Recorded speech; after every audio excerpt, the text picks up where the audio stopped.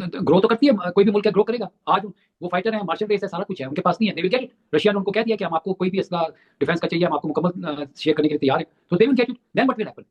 आज आप बढ़ के मार रहे हैं। बात ये है ना कि what you sow so shall you reap. ये जो इस वक्त मैंने आपको कहा कि सियासी मुद्दे जो फिर रहे हैं, इनकी जो हमाकतें, इनके जो ब्लंडर्स हैं, उसका खमियाजा जो है ये मुल्क भुगतेगा। क्योंकि ये तो जैसे इरफान सिद्दीकी साहब इस दुनिया से रुखसत कर गए और वो कहते थे 26 मई को क्या हुआ, कुछ नहीं हुआ। तो ये भी इसी तरह से ये कर रहे हैं। ये नैरेटिव बनाने के लिए, कौम को वो करने के लिए आप कभी वाना जैसा वाकया, कभी ये इस्लामाबाद जैसा देखें।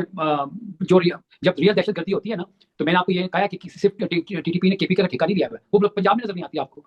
ठीक है, अच्छा, वो ये जो इतने बड़े बड़े आपके सियासतदान हैं जो दहशतगर्दी के हवाले से बयान देते हैं, ये तो वर्नेबल नहीं है। ये तो कल इस्लामाबाद में दहशतगर्दी का वाकया पेश आया और ईवान सदर में ये जनाब जश्न मना रहे थे, कैके लगा रहे थे और खाने खा रहे थे। किस चीज़ के कौन सी लॉटरी निकली थी, कौन सा प्राइस बॉन्ड निकला था इनका? हाँ, वो तो ज़ाहिर है जरदारी के लिए तो बनता है, जैसे मैंने आपको कहा कि उनको इम्यूनिटी का और वो सारा बहुत खुशी है उनको कि लो जी, मेरे मुझ पे तो कोई हाथ नहीं डाल सकता।